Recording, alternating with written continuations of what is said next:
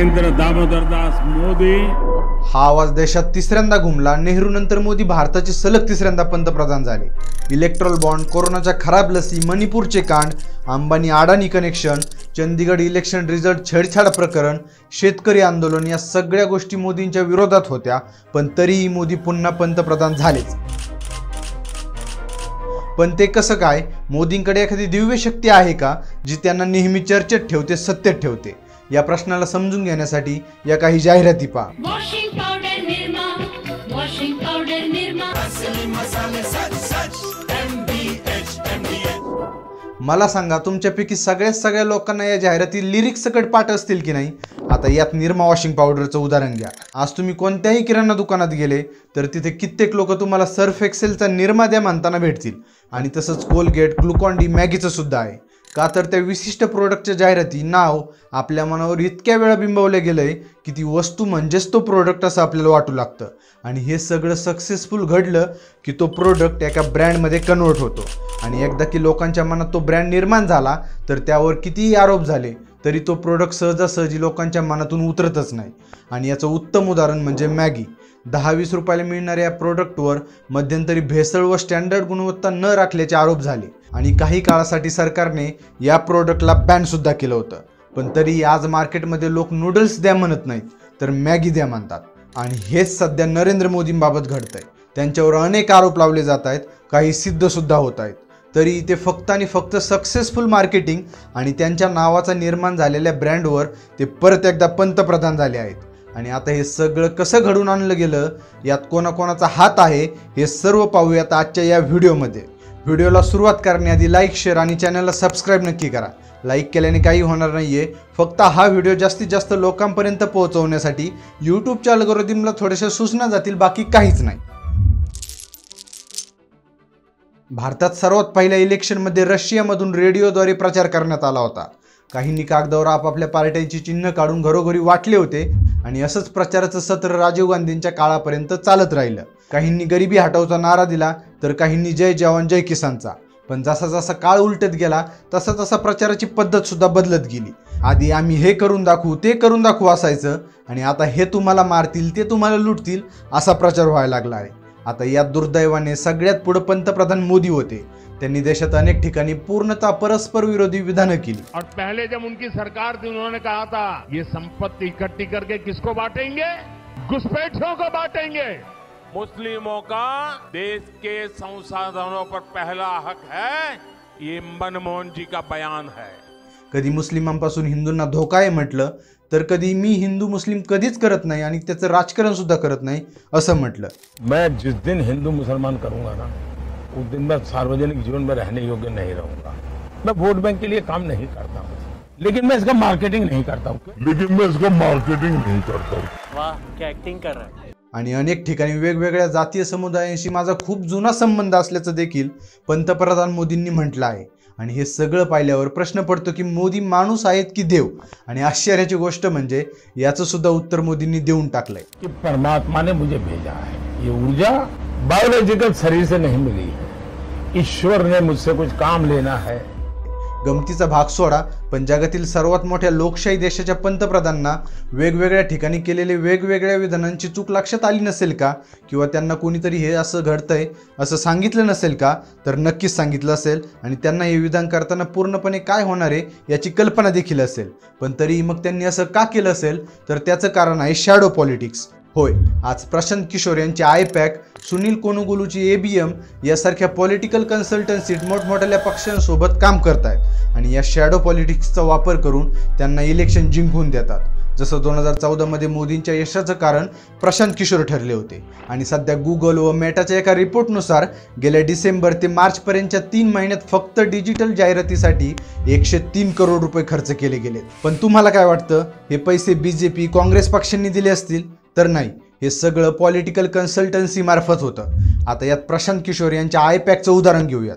या पॉलिटिकल कन्सल्टन्सीकडे संपूर्ण देशात मायक्रो लेवलवर फूट सोल्जर आहेत, ज्यामुळे हे लोक घराघरात जाऊन लोकांना काय समस्या आहेत, सरकारकडून काय अपेक्षित आहे, देशात अजून कोणते बदल करणं गरजेचं आहे असे मतं घेतात। आणि सोबत कोणत्या भागात किती लोक इन्स्टा फेसबुकवर कशाच्या पोस्ट लाईक करतायत, किंवा सध्या कोणता विषय ट्रेंडिंग चालू आहे व कोणत्या विषयावर लोक भावनिक होऊ शकतात आणि या सर्वांचा डेटा एकत्रित करतात आणि यावरून कोणता उमेदवार कोणत्या भागात उभा केला पाहिजे, त्याने कोणत्या विषयावर सभा घेतल्या पाहिजे असे महत्त्वाचे सल्ले त्या डेटातून निघालेल्या माहितीच्या आधारावर या राजकीय पक्षांना दिले जातात. आणि म्हणूनच पंतप्रधान मोदी तुम्हाला वेगवेगळ्या ठिकाणी वेगवेगळी भाषणं करताना दिसले असतील, कारण त्यांना त्या भागातील ऑडियन्सला इन्फ्लुएन्स करायचं होतं आणि काय बोलायचं याचे विषय हे पॉलिटिकल कन्सल्टन्सी मार्फत मिळालेल्या माहितीच्या आधारावर ठरवून दिलेले असतील. आता इथे पंतप्रधानांची काहीच चूक नाही असं मी जस्टिफाय करत नाहीये.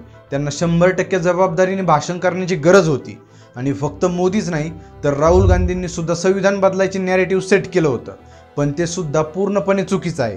कारण आपल्या संविधानात काही बेसिक स्ट्रक्चर डॉक्ट्रिन आहेत, जसे की fundamental rights, parliamentary system, constitutional supremacy आणि फ्री अँड फेअर इलेक्शन यांना काहीही झालं तरी बदलता येऊ शकत नाही किंवा संपवता सुद्धा येऊ शकत नाही. पण मोदी, राहुल गांधी यांना सगळ्यांना जशा सूचना हे पॉलिटिकल कन्सल्टन्सीवाले देतात तसे हे लोक बोलतात. आता हे इलेक्शन जिंकणं जरी महत्त्वाचं असलं तरी आपल्या देशातील नागरिकांवर त्यांच्या मूलभूत हक्कांवर गदा आणणं हे नक्कीच धोकादायक आहे. फक्त असं बोला तसं करा एवढेच सल्ले हे पॉलिटिकल कन्सल्टन्सीवाले देत नाहीत. तर मी व्हिडिओच्या सुरुवातीला काही जाहिराती दाखवून ब्रँड कसा तयार केला जातो हे सांगितलं होतं आणि सेम तसंच या राजकीय नेत्यांबाबत हे पॉलिटिकल कन्सल्टन्सीवाले करतात. ते कसं करतात हे पाहूयात. 2008 अमेरिकेचे पंतप्रधान ओबामा झाले होते, पण त्यांना 2004 पर्यंत अमेरिकेत कोणीच ओळखत नव्हतं. जेव्हा ओबामांनी कॅम्पेनिंग सुरू केली तेव्हा त्यांच्याकडे कसलाही अनुभव नसल्यानं व मोठमोठ्या पोकळ घोषणा केल्यामुळे त्यांना मोठ्या प्रमाणावर टीकेचं धनी व्हावं लागलं होतं. पण ओबामा लोकात राहिले, नेहमी कॅमेऱ्यासमोर राहिले, कॅज्युअल इंटरव्ह्यू दिले आणि हे सगळं जनतेने पाहिल्यावर त्यांना ओबामांची पर्सनॅलिटी आवडली.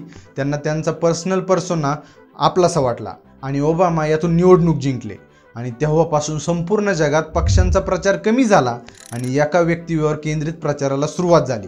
आणि यातूनच गुजरातचे इलेक्शन जिंकून दिल्यानंतर डायरेक्ट पंतप्रधान पदासाठी मोदी नावाचा ब्रँड तयार करायला प्रशांत किशोर यांना 100% जमलं होतं. आणि तेव्हापासून तो ब्रँड टिकवण्यासाठी मोदींनी नेहमी चर्चेत राहणं, वेगवेगळ्या माध्यमातून लोकांच्या समोर येणं, काहीतरी हटके करून लोकांच्या मनात आपलं नाव टिकवणं अशा गोष्टी केल्या.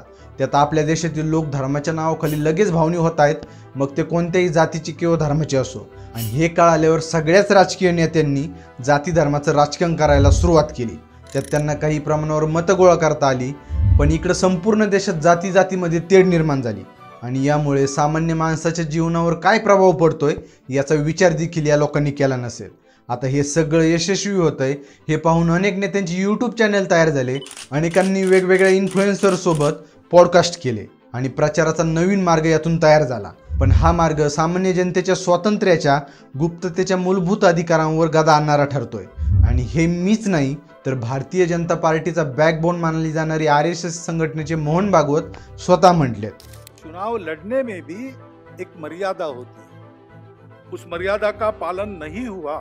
जिस प्रकार एक दूसरे को लताड़ना हुआ, जिस प्रकार प्रचार के दौरान हमारे करने से समाज में मनमुटाव बढ़ेगा, 2 गट बटेंगे, आपस में शंका संशय उत्पन्न होगा, इसका भी ख्याल नहीं रखा गया. टेक्नोलॉजी का सहारा करके असत्य बातें परोसी गई. सज्जन विद्या का ये उपयोग नहीं करते. अब 1 साल से मणिपुर शांति की राह देख रहा है, उसकी आग में अभी तक जल रहा है, त्राही त्राही कर रहा है. कौन उस पर ध्यान दे? म्हणजे त्यांना सुद्धा या निवडणुकीच्या प्रचारात झालेल्या गोष्टी अजिबात पटलेल्या नाहीत. आणि असंच जर चालू राहिलं तर जातीमध्ये भांडणं, राज्यात वाद आणि सगळीकडे नुसता द्वेष आपल्याला पाहायला मिळू शकतो. म्हणून एक सामान्य नागरिक म्हणून आपल्या सरकारला व विरोधातल्या सर्व नेत्यांना माझी विनंती आहे की हे असलं भयानक विष कालवायचं काम कृपा करून बंद करा. तुम्ही एकीकडे देशात मोठमोठ्या योजना आणून भारताला विकसित तर बनवाल, पण जर त्या देशात राहणारी माणसं जर एकमेकांकडे फक्त द्वेषाने पाहायला लागली तर त्याचा उपयोग तरी काय? तर मित्रांनो, तुम्हाला काय वाटतं? देशाचे पंतप्रधान म्हणून नरेंद्र मोदींची विधानं बरोबर होती की चुकीची हे मला कॉमेंटमध्ये सांगा. आणि या व्हिडिओत मी शॅडो पॉलिटिक्स कसं केलं जातं व ते पॉलिटिकल कन्सल्टन्सी कसे करतात हे सगळं तुम्हाला सांगितलं आहे. आणि ही माहिती जर तुम्हाला आवडली असेल तर व्हिडिओला लाईक करा, तुमच्या मित्रांसोबत शेअर करा व चॅनलला सबस्क्राईबसुद्धा नक्की करा. चला भेटूयात पुढील व्हिडिओमध्ये. धन्यवाद.